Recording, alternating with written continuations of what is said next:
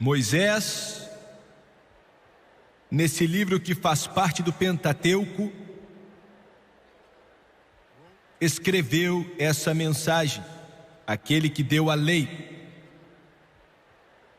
Possivelmente entre os 3 maiores homens que já viveu, Moisés, Davi e Paulo. Ele escreveu: pois um fogo foi aceso pela minha ira, fogo que queimará até as profundezas do Sheol. Ele devorará a terra e as suas colheitas e consumirá os alicerces dos montes. Tirado dessa passagem, eu quero usar como tópico nesta noite 3 fatos sobre o inferno. Entendo que hoje em dia pouco se fala sobre esse lugar eterno de tormenta. Quase nunca se prega sobre isso nas igrejas cristãs hoje em dia. Mas Jesus falou mais do inferno do que do céu. 3 fatos sobre o inferno. Abaixe sua cabeça. Pai Celestial, enquanto ministramos nessa noite, nossos corações estão alegres com tua grande salvação, ainda assim tristes com a maioria do mundo que não te conhece. Enquanto ministramos, eu te lembro que dependemos exclusivamente, totalmente de ti. Devemos sempre diminuir enquanto o Senhor cresce. Nos ajude a não corromper, maltratar ou abusar de sua palavra de forma alguma, mas dizer o que o Espírito eterno deseja. Unge o povo para ouvir e receber tua palavra. E peço por uma colheita de almas nessa noite. Peço tudo no nome de Jesus, e todos dizem amém e amém. Independente da tentativa do homem, em alguns círculos, de acabar com os ensinos da palavra de Deus a respeito do que há por vir, a maioria da humanidade hoje acredita, por causa do sentimento em seu coração, que existe vida após a morte, e eles estão certos. O mais triste disso é que a maioria do mundo, nessa noite, acredita em um conceito falso chamado reencarnação. A maioria das grandes religiões do mundo, o hinduísmo, o budismo, acreditam em reencarnação, e você ficaria chocado com o número de pessoas na América que colocam suas esperanças no falso ensino, na falsa doutrina da reencarnação, que, para explicar de uma forma simples, quer dizer que a alma e o espírito vivem para sempre, que é verdade, e que volta de acordo com a vida que um indivíduo viveu, em uma forma maior ou uma forma menor na vida seguinte, e assim por diante nas vidas seguintes. Pode voltar, eles nos dizem que você pode voltar como um ser humano, como um animal, alguns acreditam até como uma árvore, uma flor, uma rocha, etc. Enquanto que em Calcutá, na Índia, algum tempo atrás, eu vi pessoas que pareciam se lançar na frente dos carros sem pensar em suas vidas. E perguntei ao missionário: não estou entendendo por que eles fazem isso. Ele disse: eles acreditam que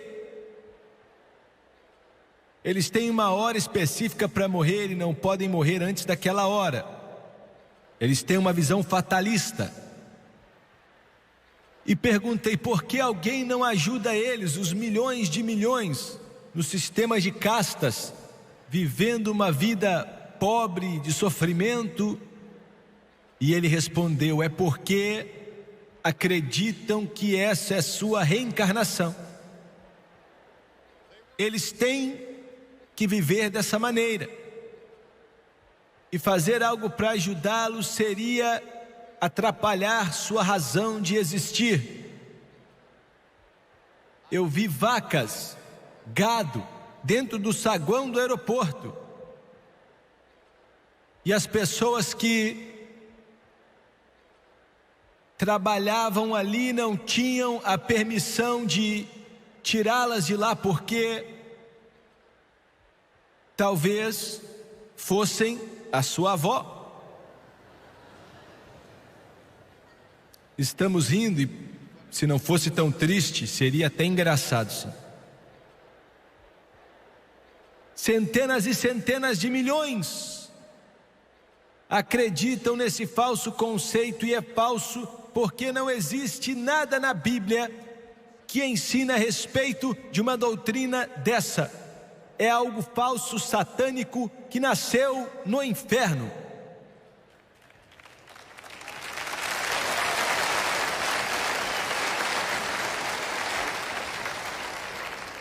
Hoje temos atores famosos na América que dizem que são tomados por pessoas que viveram 1000 anos atrás, 10 mil anos atrás, 30 mil anos atrás, e que falam através deles. A América está se tornando cada vez mais oculta, acreditando em práticas ocultas que nasceram dos espíritos das trevas, acreditando nesse conceito de reencarnação. E alguns perguntam: bem, como é possível que essas pessoas saibam de alguns fatos que naturalmente é impossível que eles soubessem? A resposta é simples: espíritos demoníacos, espíritos familiares que sabem de certas coisas, porque os espíritos vivem desde sua criação, seja lá quando isso foi. E esse clamor no coração do homem sobre o que está por vir: existe vida após a morte? 5 minutos depois que eu morrer, aonde eu vou estar? 1 ano, 1000 anos, 1 milhão de anos, aonde vou estar? Será que o homem vai voltar para o pó e nunca mais viver? O que a Bíblia diz sobre o destino eterno do homem? Em primeiro lugar, a Bíblia ensina que o homem é um ser eterno. Deus colocou a eternidade no coração do homem. A Bíblia nos diz: você foi criado por Deus, espírito, alma e corpo. O corpo vai voltar para o pó, esperando a ressurreição, sendo para a morte eterna, separada de Deus, condenação, ou a ressurreição para a vida. A alma e o espírito, como mencionamos, vivem para sempre, porque Deus te criou para viver para sempre. É um pensamento assustador, que todos vocês, todos assistindo pela televisão, todo ser humano que já viveu na face dessa terra ainda está vivo até agora, sendo no inferno ou sendo no céu. Porque a Bíblia ensina que existe um céu e existe um inferno. O inferno não é algo da imaginação de uma pessoa, é um lugar real. Deus está lá agora, Ele habita lá agora. É um lugar cheio de anjos, e também por milhões de milhares mesmo de santos que já foram para lá. Existem cidades lá, ruas de ouro puro e sólido lá, de acordo com a Bíblia. E eu, há algum tempo atrás, sonhei com o céu. Eu estava, uma certa mulher que foi salva sob o nosso ministério, estava morrendo de câncer, e ela não estava servindo o Senhor fazia muito tempo e ela meio que temia, sabia que estava morrendo. Nós oramos por ela, mas na imensa sabedoria do Senhor, Ele não a curou. Um dia ela me perguntou: eu não sei o que você sabe da Bíblia, mas eu tenho medo. E eu entendo muito bem o que ela quis dizer. Eu não a repreendi, mas eu disse para ela assim: você não precisa temer. E foi algo estranho. Algumas noites depois, eu sonhei. Tive esse sonho. Sonhei que minha esposa estava comigo e sonhei que mais 3 pessoas estavam comigo e essa senhora que mencionei estava conosco, e nós entramos nesse lugar chamado céu. Nunca vi uma beleza assim, mas não era o tipo de beleza feita pelo homem que imaginamos, criada por mão de homens. O que era mais lindo sobre aquele lugar, ainda que a topografia fosse de tirar o fôlego, mas aquilo não era a grandiosidade do lugar, aquilo não era a maravilha do lugar, não era o que chamava mais atenção. Atravessamos o grande campo, as árvores eram lindas, e ela olhou para mim e disse: isso é para mim. E eu disse para ela: eu disse para você que não seria ruim. Eu disse que seria lindo. Isso é para você. Ela olhou para mim e todos ali maravilhados, boquiabertos. Era lindo, mas olha o que eu quero te dizer. É que havia um sentimento ali, um espírito ali que não tenho palavras, o vocabulário ou palavras que possam explicar. Havia um sentimento de unidade,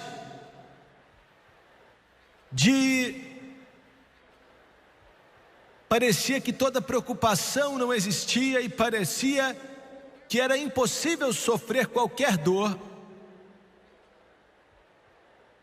E mesmo eu, estando ali alguns instantes, não queria ir embora. Eu não gostei de ter que me despedir dela e ter saído dali, porque eu queria ficar. Tudo em mim, por causa daquele espírito, daquela parte de Deus que parecia permear todo o ar que respirávamos. Se é que posso usar essa terminologia. O céu pode mesmo ser assim? Não. É 1 milhão de vezes melhor do que isso.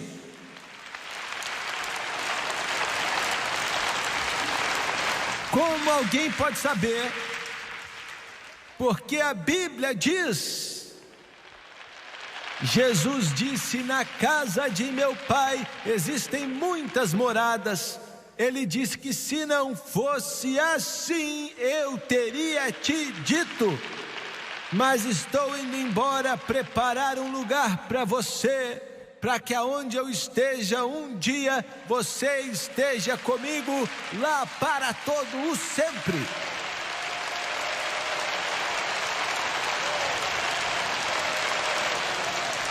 No momento que o Filho de Deus, seja quem você for, no momento que o Filho de Deus respira pela última vez, seu próximo suspiro acontece na presença de Jesus Cristo. Aleluia! Como você sabe, Jimmy Swaggart? Porque Paulo disse: eu tenho um desejo de partir e estar com Cristo. Aleluia! Eu quero repetir, porque isso é lindo. Isso é lindo. Não chore. Eu sei que temos dor, mas não como aqueles que não têm esperança. No momento que a pessoa que você ama em Cristo olha para você e respira pela última vez, eles estão indo para um lugar muito melhor, transportados instantaneamente para a presença do Todo-Poderoso, esperando a trombeta de Deus tocar. Aleluia! Agora eu digo para você, é melhor do que voltar como um touro qualquer, ou um macaco, ou um banco, ou uma rocha, ou uma árvore. Graças a Deus pela palavra de Deus. João disse: eu vi aquela cidade construída, preparada como uma noiva para o seu esposo, descendo de Deus no céu.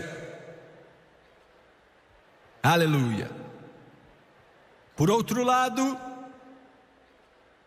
ainda que não se pregue muito disso hoje em dia, também existe um lugar chamado inferno. A Bíblia nos diz que não há alegria no céu com a morte do ímpio. Quero que você pense nisso. O inferno não é algo da imaginação de alguém, não é um estado de ser, é literalmente um lugar verdadeiro e real, é um lugar. Não digo isso com alegria ou com felicidade no coração, mas com uma grande tristeza no coração. Hoje muitos pregadores falam do inferno como um estado, um sentimento, mas é um lugar verdadeiro. E quero trazer algumas consequências desse lugar para você nessa noite. Não faço isso com alegria. Em primeiro lugar, nós sabemos, ainda que a maioria das pessoas não acreditam, mas se você crê na Bíblia e interpreta da forma correta, o inferno é um lugar onde o fogo é verdadeiro. Você está me dizendo que as chamas de fogo são fogo mesmo, como vemos aqui no planeta Terra? Sim. Porque a palavra usada na Bíblia, tanto no Antigo quanto no Novo Testamento, grego e hebraico, para descrever o fogo, quer dizer fogo real, se não em alguns lugares. No capítulo 16 do livro de São Lucas, Jesus mesmo nos falou daquele lugar, momento terrível, quando um homem em questão morreu e foi para o inferno. Literalmente, ele nos mostrou e disse ao mundo como era aquele lugar na eternidade. Antes daquela época, o homem não entendia muito, não se sabia muito exatamente o que aquela parte da eternidade era. Mas no capítulo 16 de Lucas, Jesus descreveu de uma forma dramática. Ele falou do homem que estava no inferno, levantou os seus olhos em tormenta e consciente, porque assim como o santo, homem, mulher, menino, menina que morre instantaneamente vai para a presença de Jesus, aqueles que estão perdidos sem Deus no momento que morrem instantaneamente vão para o inferno. É um pensamento terrível, e oro para que Deus venha abrir sua mente, o seu espírito nessa noite, para que você entenda o que estamos tentando dizer. O fogo é real. Ele falou daquele homem que disse: estou atormentado nessas chamas. Ele falou da tormenta, ele falou de chamas de fogo que eram reais. E então nós vemos, outra vez em Mateus 25:41, que o fogo é eterno. Assim como o céu é eterno, o inferno é eterno. Como a alegria do céu é eterna, o fogo do inferno também é eterno, é infinito. Você imagina a eternidade? É possível? É possível para a mente humana entender a eternidade? Nunca acabará. Quando você sobreviveu, viveu 1 milhão de anos, 1 bilhão, 1 trilhão de anos, como entender um número desses? Não será uma sentença parcial, ela será eterna. Eu sou um evangelista, Deus me chamou quando criança para evangelizar, e com esse chamado, as marcas do meu chamado ardem em meu coração. Às vezes à noite, eu acordo e literalmente sinto a eternidade sem Deus. Eu sinto quão perdida uma alma está. Eu sinto, é algo tão terrível que palavras não podem descrever. Perdida eternamente, enquanto sentia aquela presença maravilhosa nas portas da glória, quando Deus me deu aquele sonho. Eu também já senti várias vezes a agonia de estar perdida eternamente. O Espírito Santo de Deus me deixou sentir. E é isso que o Senhor estava falando quando falou para Adão e Eva: não comam da árvore do conhecimento entre o bem e o mal, porque no dia que vocês comerem desse fruto, certamente vocês vão morrer. O que ele estava dizendo? Ele estava falando da morte espiritual, uma separação eterna de Deus. Eu já senti, cheguei a me segurar na beira da cama e senti. E se por algum instante vocês me assistindo pela televisão puderem sentir esse sentimento de estar perdido para todo sempre, para sempre, sem ter como voltar, sem ter como ser executado, certamente você aceitaria a Jesus. Certamente você diria sim para Deus, porque eu te digo, não existem 10, 8, 6, 2 formas de se salvar, só existe uma.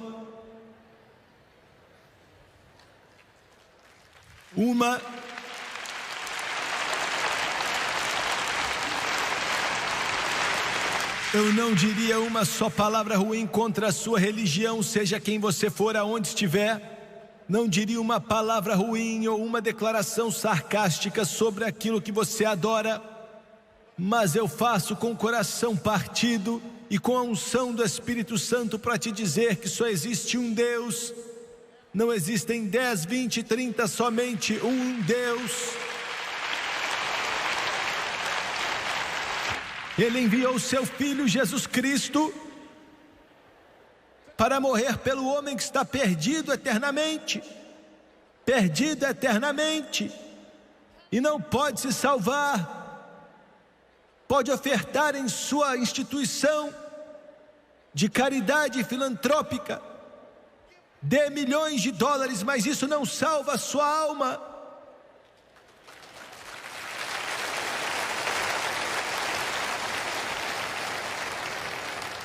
Ouviu bem? Você pode caminhar de joelhos com penitências, mas isso não traz salvação para você. Nossa organização construiu mais de 200 escolas em países de terceiro mundo, mas isso não adiciona nada em minha salvação. Só existe uma forma de ser salvo, que é através de Jesus Cristo. Não há outra forma. Não existe outro caminho, não há outra forma.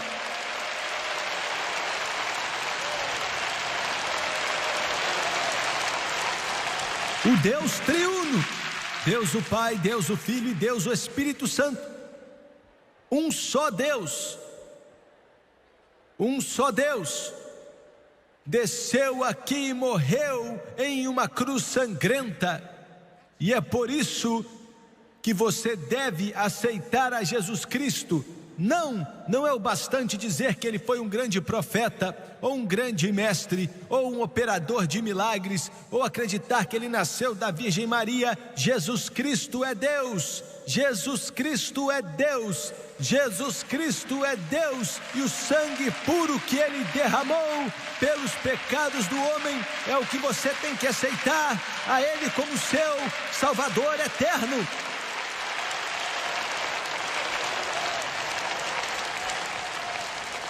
É a única forma de escapar do inferno.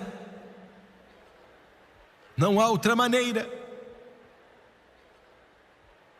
Não existe outra maneira. Por que você acha que Deus fez o que fez? Se houvessem outras maneiras, por que Jesus viria do céu? Me escuta aqui. Se você puder entender o céu, se você puder entender a morada de Deus, nós não podemos, é impossível, nós não podemos começar a compreender. Então, de alguma forma, você pode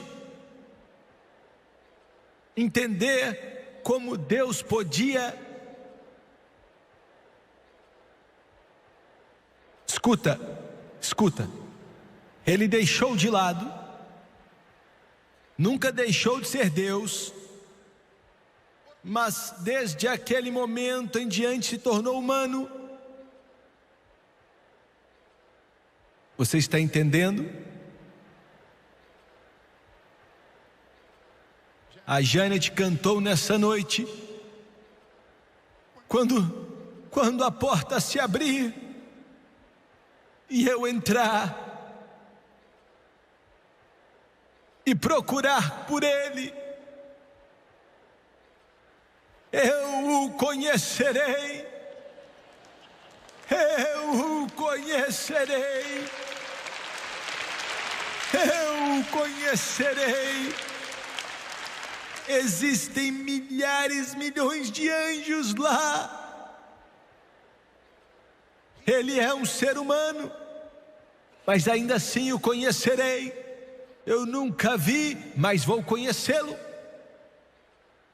Ele vai estar lá no meio dos milhões e milhões e milhões de milhões, mas vou conhecê-lo, porque Ele será o único que vai ter as marcas em suas mãos.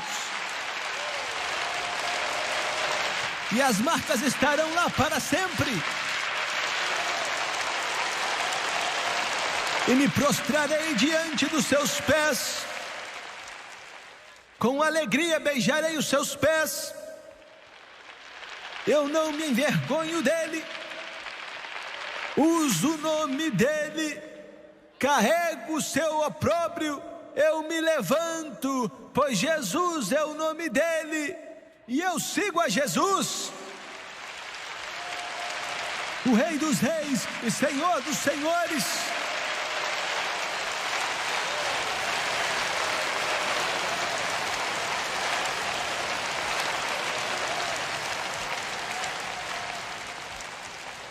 Confesso Ele diante dos homens, confesso Ele diante da África, confesso Ele diante da Ásia, confesso Ele diante da Europa, confesso diante dos reis da Europa, confesso diante da América, confesso Ele diante dos acadêmicos, confesso Ele diante da comunidade científica e diante dos homens ricos, confesso Ele diante dos pobres desse mundo e confesso Ele como Rei dos Reis e Senhor dos Senhores, Salvador da humanidade, Criador do céu e da terra, que dá a vida eterna.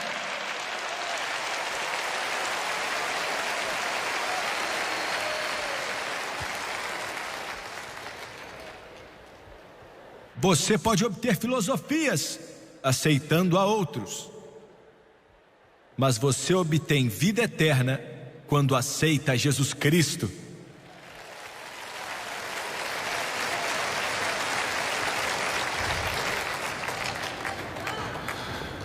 Oh, the love that drew salvation's plan, and the grace that brought it down to man. Oh, the gulf, the mighty gulf that our God did span at Calvary.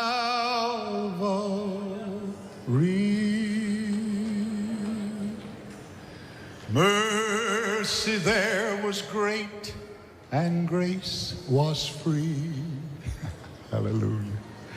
Pardon there was multiplied to me, There my burdened soul found liberty.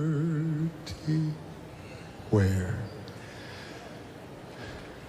At Calvary.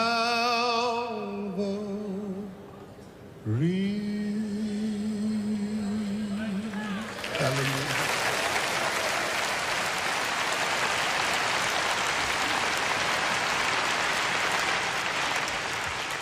O inferno não é só um lugar de fogo, mas é um lugar que é aceso por causa da ira de Deus sobre o pecado. Ele disse: pois um fogo é aceso em minha ira. Nós não ouvimos nada hoje em dia sobre a ira de Deus sobre o pecado. Só ouvimos do amor de Deus, mas é praticamente impossível ter o amor sem ter a ira.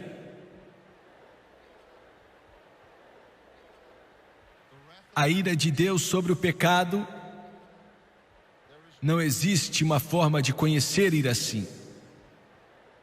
Não há como compreender. Às vezes nós pregadores falamos muito do amor de Deus e devemos mesmo falar, pois Ele é amor, mas nós não demonstramos também o Deus da ira sobre o pecado. Quando o homem pecou, a ira de Deus estava sobre a cabeça do homem. Deus podia fazer muita coisa, podia literalmente aniquilar os homens, porque Deus não pode compactuar com o pecado de nenhuma maneira. Ele é um Deus santo. Você pode entender isso? Os querubins clamam: santo, santo, santo. Tão santo que é impossível que homens que não nasceram de novo possam entrar em sua presença.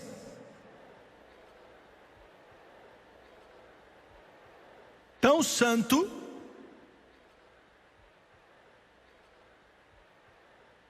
que se uma só pessoa fosse para o céu sem se converter, seriam queimados na hora.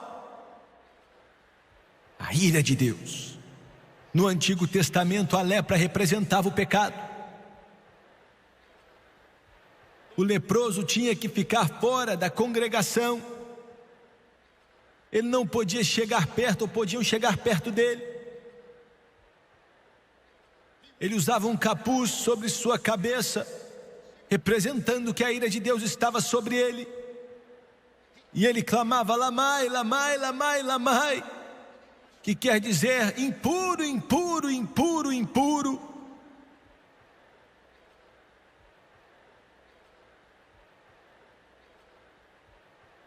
A ira de Deus era evidenciada de muitas formas, mas Deus evidenciou ela em amor. Ele poderia destruir a humanidade ou prover uma forma para a humanidade ser salva. Entenda isso. Ele podia ter acabado com a raça humana, tirado ela da face da terra. Ele poderia ter aniquilado a raça humana, porque a raça humana tinha pecado. E esse é o seu problema, você não quer admitir que é um pecador. E como resultado de ser um pecador, você está perdido. Nenhum homem nasceu salvo. Está perdido. E Deus, em sua ira, não podia compactuar com o pecado, mas Ele expressou sua ira em uma língua que não podemos entender, em amor, pois a Bíblia diz que Deus tanto amou. Deixamos essa palavra tanto de fora, achamos que Ele só amou o mundo, mas Ele amou o mundo de tal maneira, não como eu expliquei ontem à noite, mas estou falando da humanidade. Tanto amou a humanidade, é um amor tão grande. como disse, que traçou o plano da salvação, e a graça trouxe isso para nós. Ele tanto nos amou que deu o seu único Filho, para que todo aquele que nele crê não pereça, mas tenha vida eterna.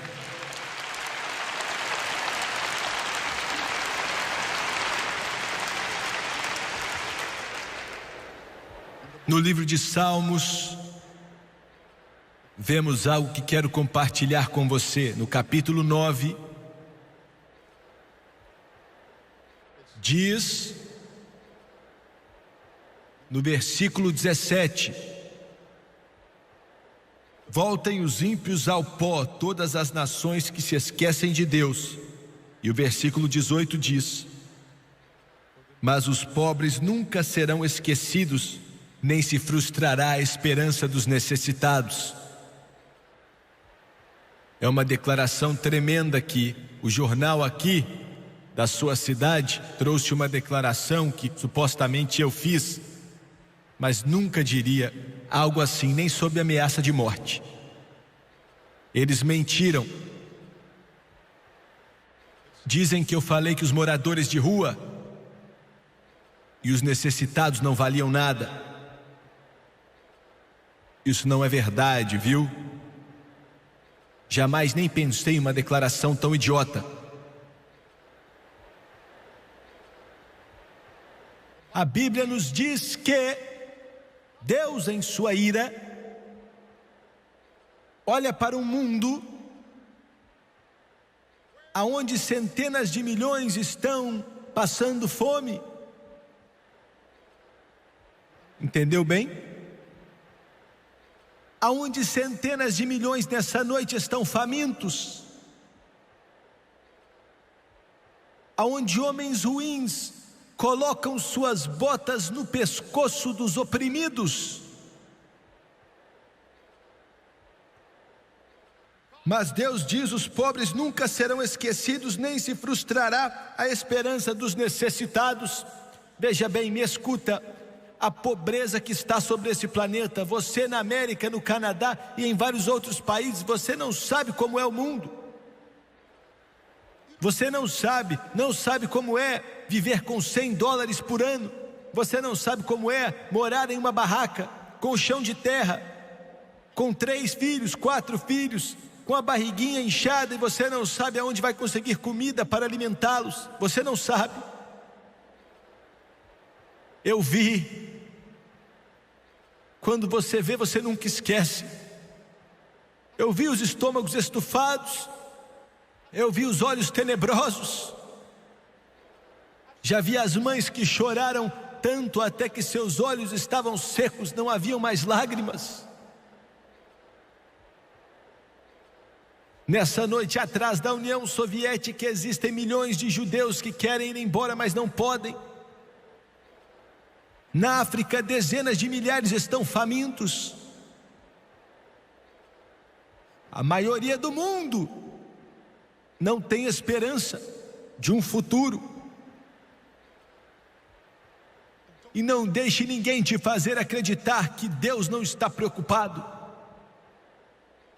Acabei de ler da palavra de Deus que os pobres nunca serão esquecidos, nem se frustrará a esperança dos necessitados.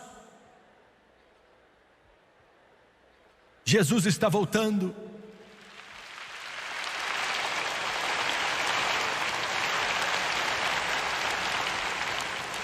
Deus me falou, enquanto eu estava pregando em todas as partes do mundo, para milhões, em país após país.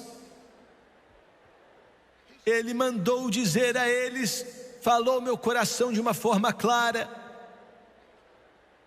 diga a eles para não olhar e buscar ajuda nos Estados Unidos. Diga a eles para não buscar ajuda em Wall Street ou no Partido Republicano ou Democrata.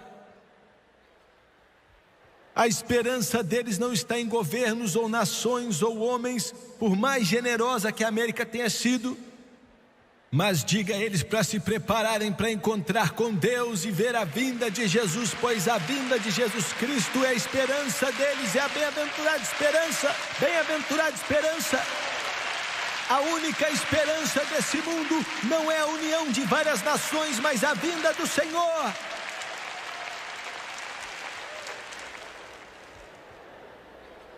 O inferno está lá por causa da ira de Deus contra o pecado.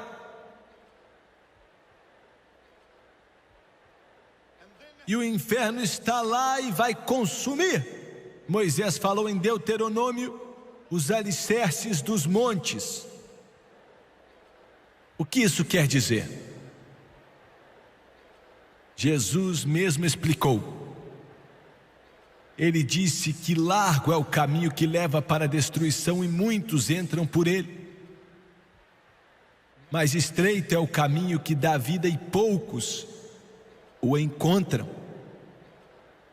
É a palavra dele. Poucos são os que encontram.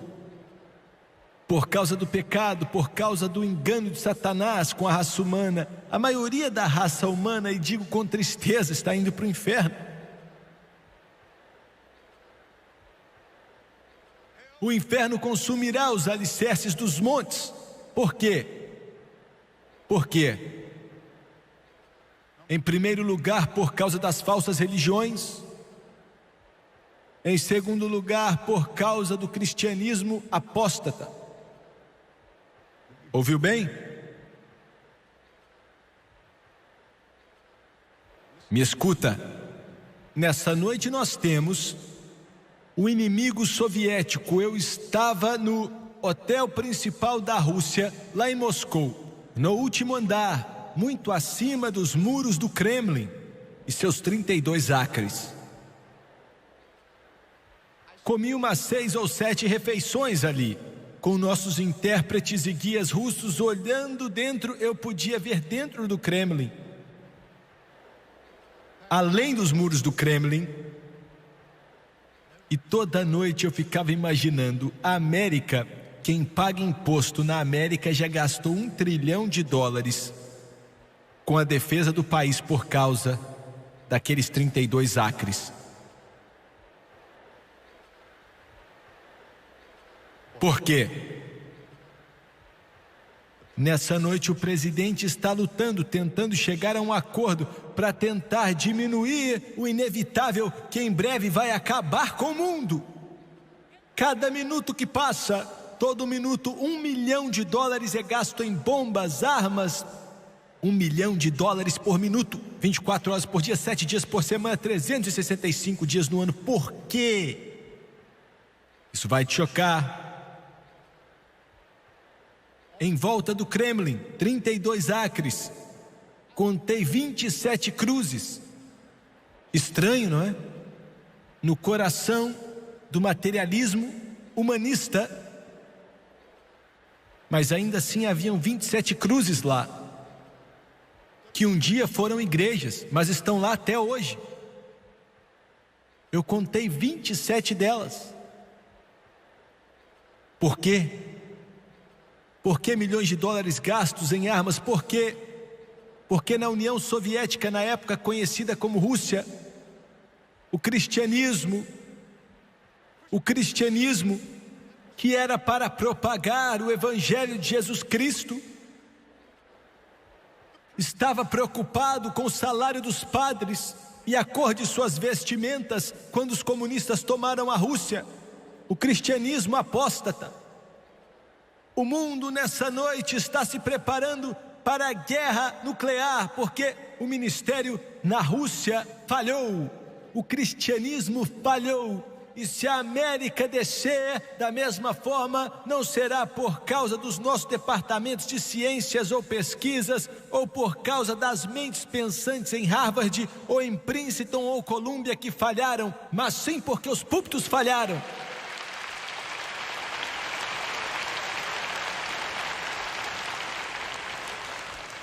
Pregadores, chorem pelos perdidos, preguem Jesus, seja cheio do Espírito Santo, seja cheio do poder de Deus, porque a força da América ainda é a pregação da palavra do Todo-Poderoso Deus.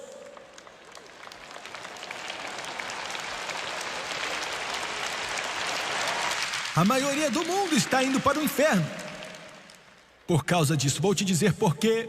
Nós temos 1 bilhão de muçulmanos no mundo, e os muçulmanos são sinceros.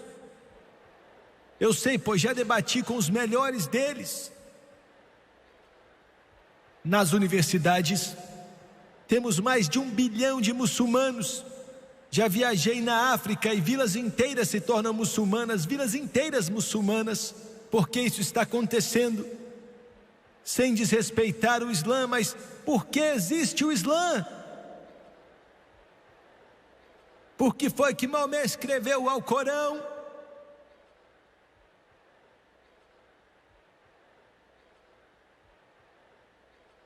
Por quê? Por quê? Por causa de um cristianismo apóstata. Ele se cansou da adoração a Maria e de rezar para imagens e de água benta. Você está me entendendo? Ele estava enganado, cego, sim, mas ele se cansou daquilo.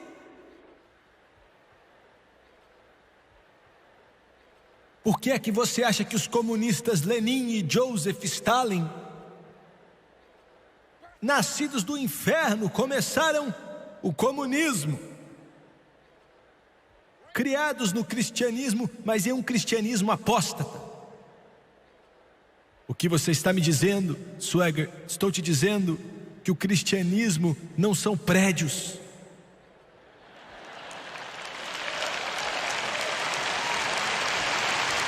O cristianismo não são vestimentas. O cristianismo não são templos. O cristianismo não é água benta, um terço, estátuas, ícones. Você está ouvindo? O cristianismo não são altares, não é o padre. O cristianismo é um relacionamento com Jesus Cristo, Rei dos Reis e Senhor dos Senhores. Não precisa de padre, ou de altar, ou de templos, ou de velas, ou de água benta, ou de terço. Eu vou a Deus o Pai através de Jesus Cristo.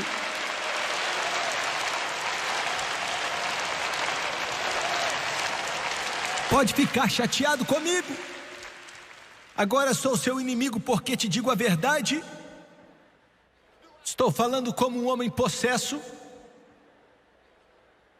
Um dia vou ter que me levantar diante de Deus, e a preocupação dele não vai ser em que boutique eu cortei o meu cabelo.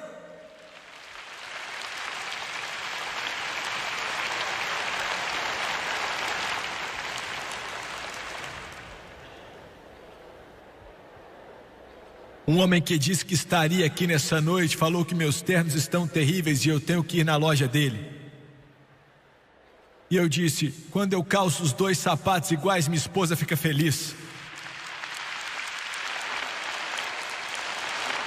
Eu não me importo com minha aparência. Quero te fazer pensar de uma forma que você não durma à noite. Quero que você sinta o inferno. Quero que você veja o céu. Quero que você veja a cruz do Calvário e veja Jesus Cristo e veja as marcas em suas mãos. Eu quero que você escute Ele dizendo: vinde a mim todos que estão cansados e sobrecarregados e eu te darei descanso. Quero que você sinta o poder do Espírito Santo. Eu sou apenas uma voz que clama no deserto: endireitai as vossas veredas, pois Jesus está voltando.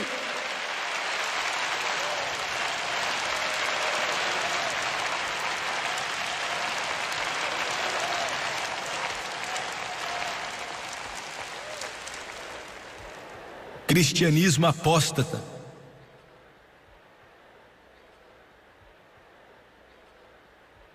Os discípulos e os apóstolos, eles evangelizaram o mundo civilizado da sua era sem a ajuda de rádio, televisão, de impressoras, telefone ou qualquer ajuda moderna. Foi através do Espírito Santo. Acho que no ano 306 ou 316, não sei, Constantino tornou o cristianismo a religião do Estado. E você nasceu nela, e o cristianismo morreu. Até que Martim Lutero, em Wittenberg, na Alemanha, pregou suas 95 teses na porta, dizendo: graças a Deus por aquele padre católico, o justo viverá pela fé.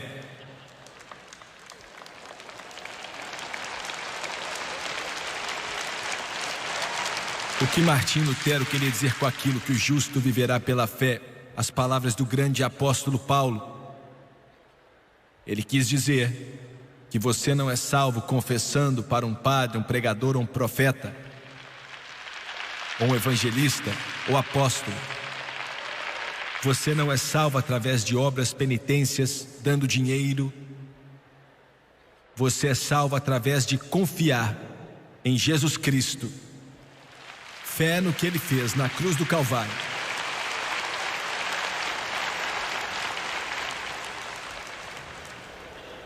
No livro de Apocalipse, o grande João falou no capítulo 21, no versículo 8, sobre os que estão indo para o inferno. Ele disse: os covardes que não se levantaram por Jesus Cristo com medo do que a humanidade poderia dizer. Ele diz que irão para o inferno. Os incrédulos, muitos de vocês não acreditam no que estou dizendo, não acreditam nesse livro. Você morrerá perdido sem Deus. Os depravados, quando você estuda a raiz da palavra, diz perversão sexual, molestadores de crianças, de jovens, pedófilos.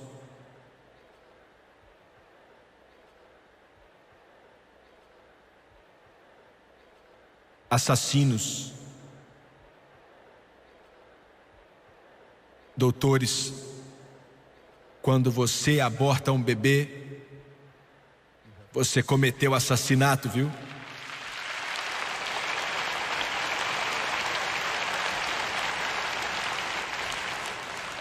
Que cometem imoralidade, que praticam feitiçaria, como está presente aqui na América, idólatras e mentirosos. Eu saí do púlpito naquela noite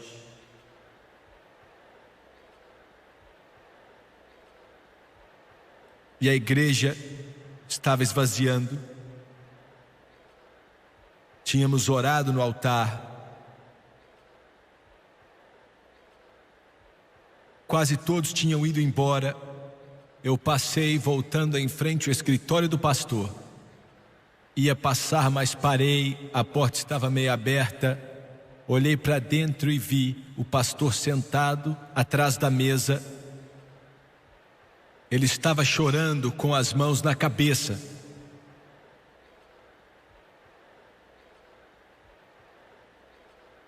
Eu entrei e eu amava. Ele já está com o Senhor.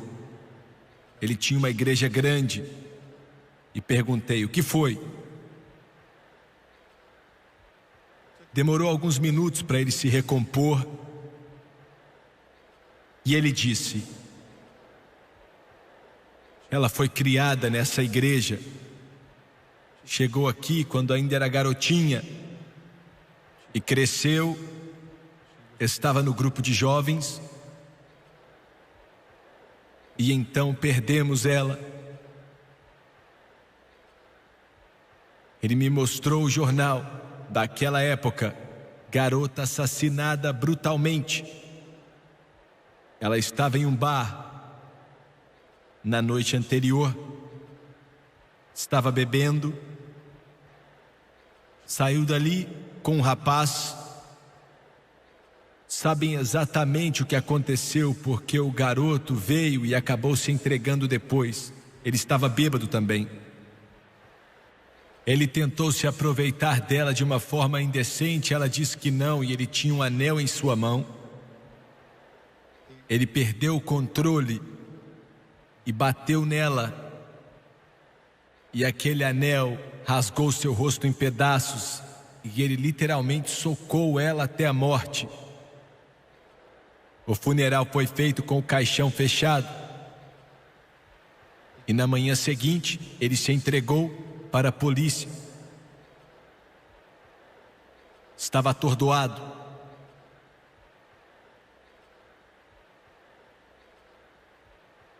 E o pastor falou assim: amanhã será o funeral dela aqui.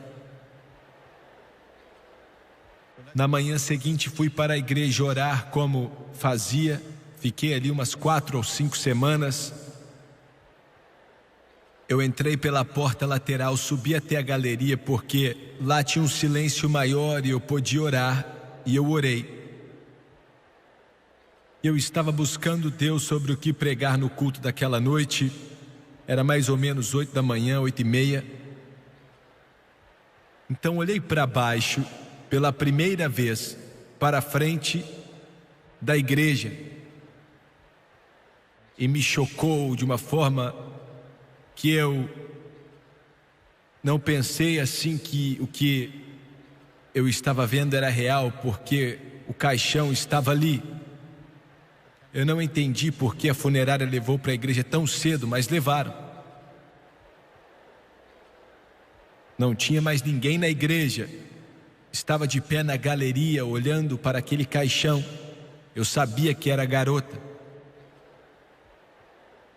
E acho que ela tinha 17 anos.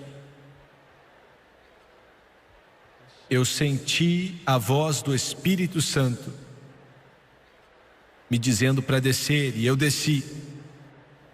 Desci pelo lado, cheguei do lado do caixão e fiquei de pé ali.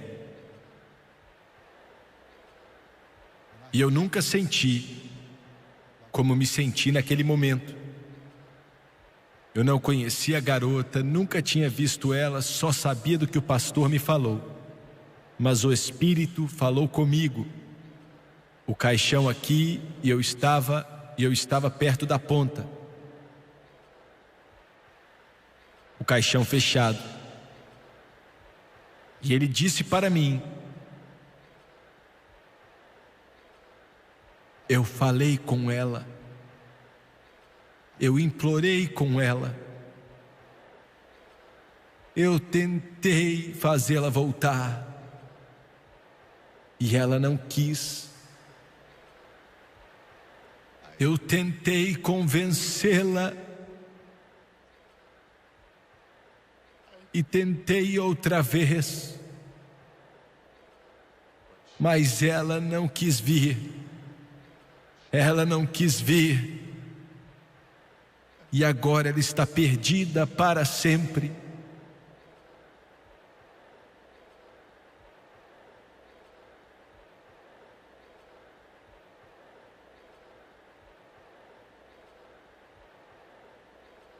Ele está falando ao seu coração. Só existe uma oportunidade, que é nessa vida. Não existem segundas, terceiras e quartas chances depois da morte. O que eu escrevi está escrito. Abaixe sua cabeça, por favor.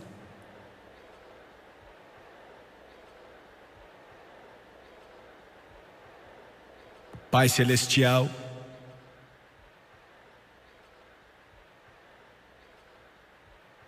enquanto nós declaramos essas palavras,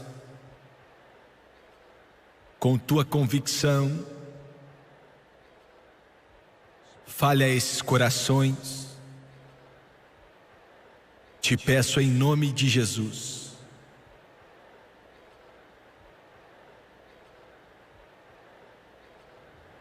De cabeças baixas e olhos fechados, por favor, em reverência a Deus. Nesse momento, o Espírito Santo de Deus vai falar com você. Como falou com aquela garota.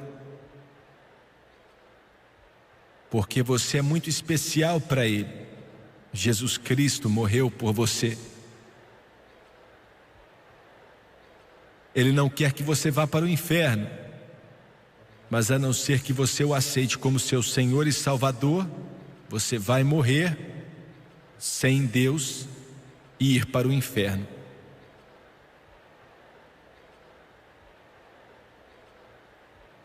Quantos aqui nesse ginásio dizem: Jimmy Swaggart, não estou vivendo corretamente? Não estou vivendo corretamente. Ore por mim, por favor. Levante sua mão para que Deus veja. Levante, por favor, em todo esse ginásio. Ore por mim, não estou vivendo bem. Ore por mim. Nas arquibancadas, na galeria, levante sua mão. Ore por mim, eu vou ver. Não vou envergonhar você. Eu te prometo. Continue levantando. Muito obrigado. Continue levantando. Continue levantando. Lá atrás, lá no topo, dos lados, em todo lugar. Quero que todos se levantem, por favor. Se coloque de pé.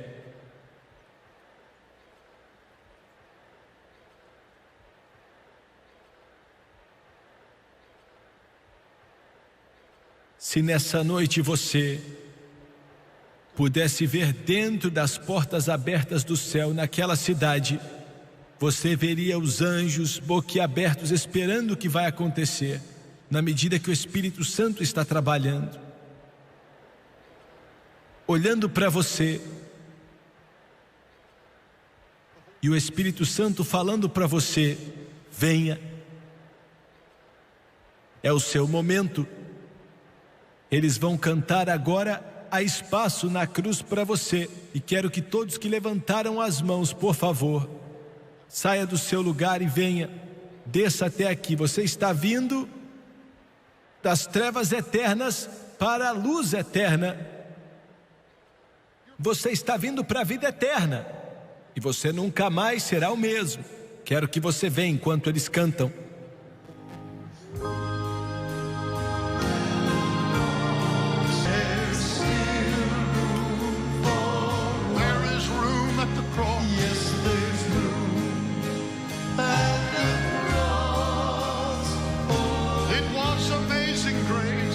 Everybody singing, others are still coming. It was amazing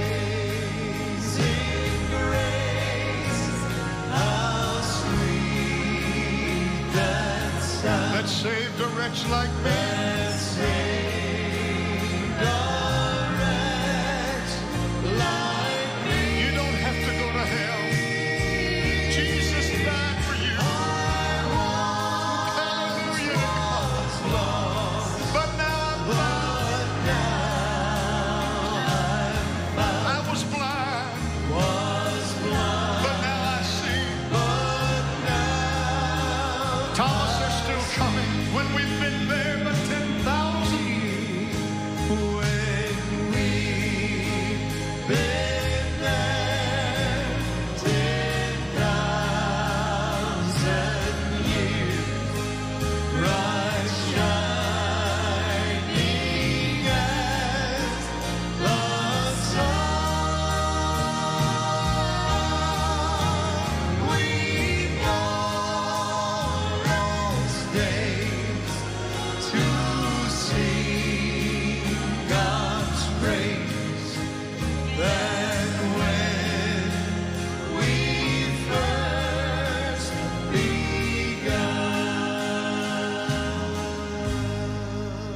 quero que você olhe para o irmão Swaggart por alguns instantes, por favor. E vocês pela televisão, preste bastante atenção em mim, por favor, nos próximos minutos. Ele mandou dizer para vocês: se você acreditar, você tenha certeza que essa noite, ou seja, quando você estiver assistindo, se você crer, você não tem mais que se preocupar com o céu ou o inferno. Você aceitou a Jesus e Ele disse que vai garantir o céu para você. Glória a Deus.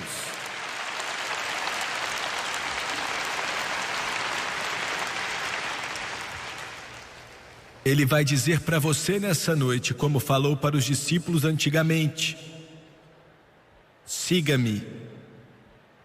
Vai ser uma jornada que jamais vai acabar. Se você acreditar de verdade, a vida eterna vai ser dada a você nessa noite. Você vai se tornar uma nova criatura em Cristo Jesus. As coisas velhas vão passar e tudo vai se fazer novo. Eu quero que você abaixe a sua cabeça e feche os olhos, por favor.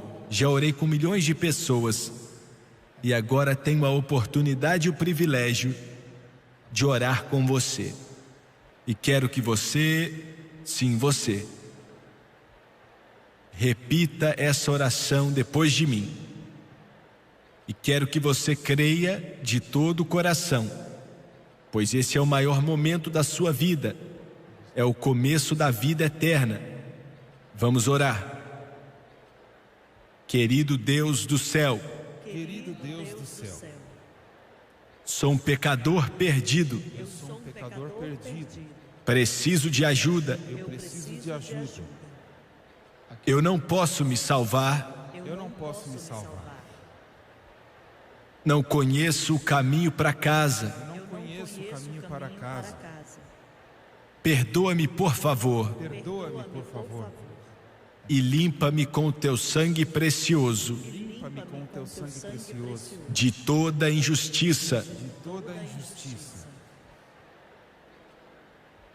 Em tua santa palavra, Em tua santa palavra, no 10º capítulo de Romanos, 10º capítulo de Romanos, versículos 9 e 10. versículos 9 e 10. Com a minha boca, Com a minha boca,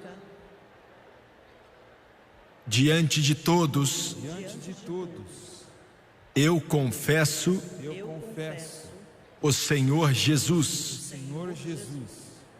E em meu coração, E em meu coração, mesmo com toda dúvida nesse mundo, mesmo com toda a dúvida neste mundo, eu creio eu creio que Deus ressuscitou a Jesus que Deus ressuscitou a Jesus dentre os mortos dentre os mortos e que Ele vive. e que Ele vive.